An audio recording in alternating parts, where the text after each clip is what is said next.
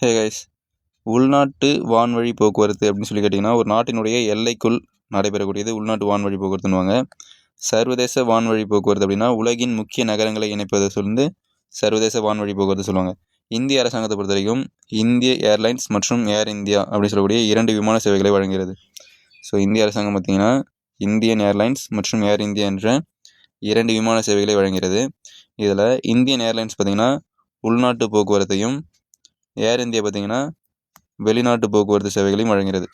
So நல்லா பார்த்துக்கோங்க, இந்திய அரசாங்க கண்ட்ரோலில் 2 ஏர்லைன்ஸ் இருக்குது. ஒன்று இந்தியன் ஏர்லைன்ஸ், இன்னொன்று ஏர் இந்தியா.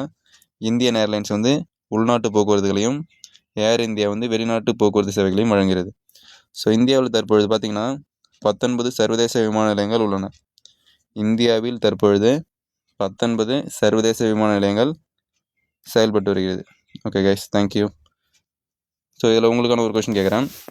ஸோ ராஜீவ்காந்தி சர்வதேச விமான நிலையம் எந்த மாநிலத்தில் அமைந்துள்ளது? ராஜீவ்காந்தி சர்வதேச விமான நிலையம் எந்த மாநிலத்தில் அமைந்துள்ளது? ஸோ ஆன்சர் தெரிஞ்சவங்க மறக்காமல் கமெண்ட் பண்ணுங்கள். ஸோ அப்கமிங் வீடியோஸில் ஃபுல் டீட்டெயில்ஸை சொல்கிறேன். Thank you guys.